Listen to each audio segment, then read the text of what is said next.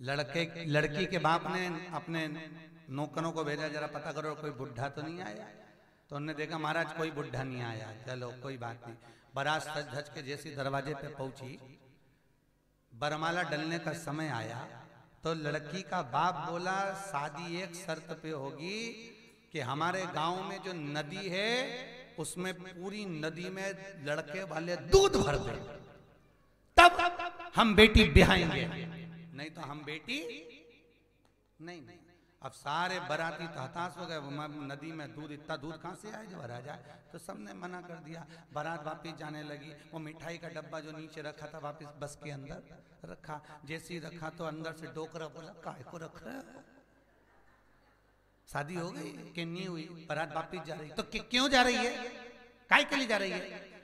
कि बारात जाने का कारण केवल इतना सा है कि लड़की के पिता ने कहा है कि हमारे गांव की नदी जो भरी हुई है इसमें दूध भरा जाए, तब हम बारात को झेलेंगे और लड़की का विवाह करेंगे, नहीं तो बारात वापिस भेज।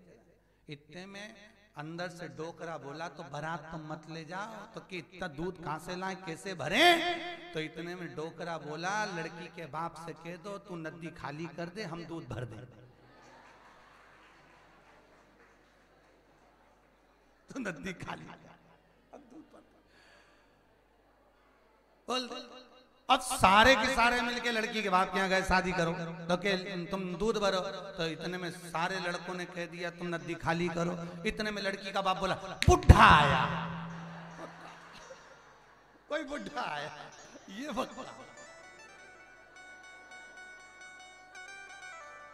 बुढ़ा नहीं होता तो ये प्रसंग बुढ़ा। बोलो हर हर। तो महाराज कथा कह रहे, माता केकई ने जाकर पूछ लिया रसोई घर में, बहुरानी भोजन बनाए? हाँ हाँ सब बना। ओहो ठीक है, भोजन की तैयारी थी। शंकर भगवान पार्वती के साथ घूमने निकले। पार्वती जी ने कहा प्रभु कहाँ चल रहे हैं? तो क्या आज अयोध्या घूम के आते। शंकर पार्वती अयोध्या आ गए। शंकर भगवान पार्वती से बोले आज तो खूब खुशबू आ रही पार्वती। पार्वती जी बोली 16 श्राद्ध चल रहे, लोगों के यहाँ पूरी और खीर बन रही है। शंकर भगवान बोले पार्वती आज तक हमने श्राद्ध नहीं खाई, आज तक हमने श्राद्ध नहीं खाई। पार्वती जी बोली बाद में खाते रहना, चलो अभी आ। नहीं भोलेनाथ जी बोले हम तो अयोध्या में आए तो श्राद्ध खा के तो जाएंगे, तो तुम्हें कौन खिलाएगा? तो भगवान शंकर बोले तुम चिंता मत करो, तुम कैलाश पहुंचो, हम राम जी के घर श्राद्ध खा के आते। और शंकर भगवान ने बूढ़े जोगी का रूप रखा संत का, और राम जी के यहाँ पहुंच गए। पंडित लोग बैठे थे भोजन करने, शंकर भगवान भी बैठ गए। सीता मैया ने उनकी भी पत्तल लगा दी, पत्तल लगाई, थाली लगाई, सब परोसा गया भोजन। सारे ब्राह्मण भोजन करते गए, शंकर जी भी करते गए करते गए। सब उठकर पंडित लोग चले गए, भोलेनाथ जी बैठे खाए जा। सीता जी ने उर्मिला को भेजा तू परसिया, मांडवी गई, सुत कीर्ति गई, बदल बदल के जा रही है। अब जाते जाते जितना रसोई घर में भोजन बना था सब शंकर जी खा सारा की सारा की सारा। जब भोजन खा गए, सारा की सारा भोजन कर गए। भोजन करने के बाद में अब सीता जी ने अंदर कैकेयी मैया से जाकर पूछा माता जी भोजन समाप्त। भोजन कैसे समाप्त हो गया? तूने तो बोला था बेटा कि बहुत बना। बना तो बहुत था, वो डोकरा एक बैठा उठ ही नहीं दिया। एक काम करो जल्दी से बनाओ। फिर भोजन बनाया, तैयार करा, भेजा। सीता जी भी बहुत चतुर थी। सीता जी ने उर्मिला जी का भेजा, जाकर पूछ महाराज जी पानी ला दूं? उर्मिला जी पहुंची, पंडित जी पानी ला दूं? शंकर भगवान बोले अभी तो खाऊंगा, पानी अभी नहीं चाहिए। उर्मिला जी बोली नहीं नहीं, हमने सोचा कि जब व्यक्ति थोड़ा बहुत आधा बहुत खा लेता है, आधा खाने के बाद थोड़ा बहुत पानी वानी की जरूरत पड़ती है, इसीलिए हमने पूछा। शंकर जी बोले आधा तो अभी हुआ ही नहीं है, जब होगा तब पानी बुलवाया जाए, आधा होए तो शरीर, अब पानी। सारा भोजन के कई कौशल्या मैया सुमित्रा मैया सब रसोई घर पहुंच गई। सारा सूखा के सूखा सामान धीरा धीरा आधा पक्का कच्चा बता ऐसे ही चले बने बने भेजा। शंकर जी बोले इतने में, माता जी इतना अग्नि पर तपाने की जरूरत नहीं है, ऐसे ही भेज दो।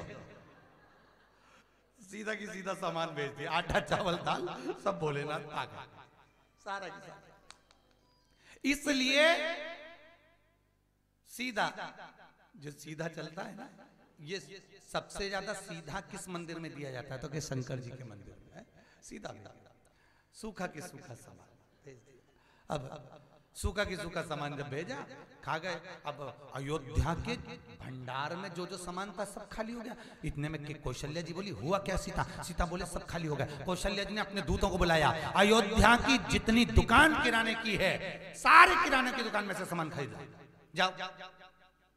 अयोध्या की किराने की दुकान का सामान भर भर के आने लगा, रसोई घर में जाने लगा। इतने में शंकर जी ने सीता जी को बुलाकर कहा, बेटा इतना सामान माता जी जो अंदर जा रहा है ना माता जी, इसको अंदर मत भेजो, डायरेक्ट यहीं रख दो।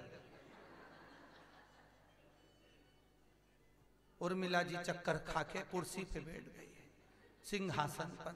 सुत कीर्ति पानी का छींटा दे रही, उर्मिला उर्मिला के आग लग गई। उर्मिला बाबा खाए जा रहा, खाए जा रहा। सारा सूखा सामान किराने की दुकान का अयोध्या का पूरा सामान खा गए, पूरा सामान खा गए। सीता जी आंख में आंसू भर के राम जी के पास पहुंची। राम जी ने पूछा, पिताजी का श्राद्ध हो गया? सीता जी बोली, पिताजी का नहीं, अब तो हमारा भी हो चला, केवल पिताजी का नहीं। अरे हुआ क्या, क्यों रो रही है? हुआ क्या तेरे को? एक पंडित जी बैठे हैं भोजन करने,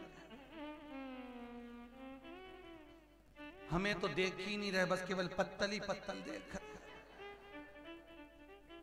हम रूप बदल बदल के जा रही तो भी उनको देखने की तो फुर्सत ही, खाने से तो फुर्सत नहीं।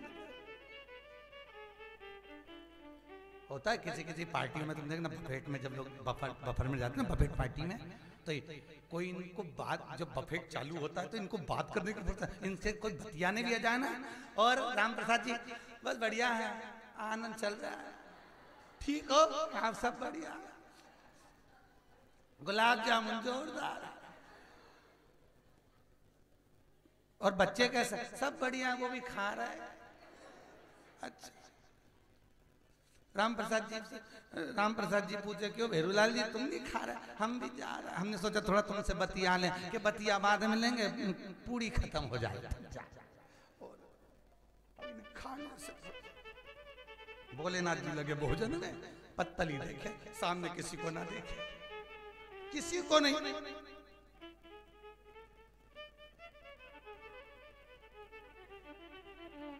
कल की बात, एक अम्मा जी बोल रही थी, गुरुजी हमारी शुगर बहुत हाई जा रही है। हमने कहा तुमने कुछ खाया तो नहीं? कुछ नहीं। तुमको हाई होती है? हाँ, तो मीठे से परहेज करो, ज्यादा नहीं खाना, ठीक है। आज सवेरे वही जलेबी खा रही थी।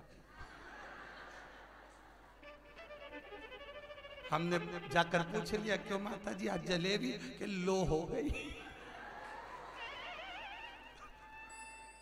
जलेबी नहीं।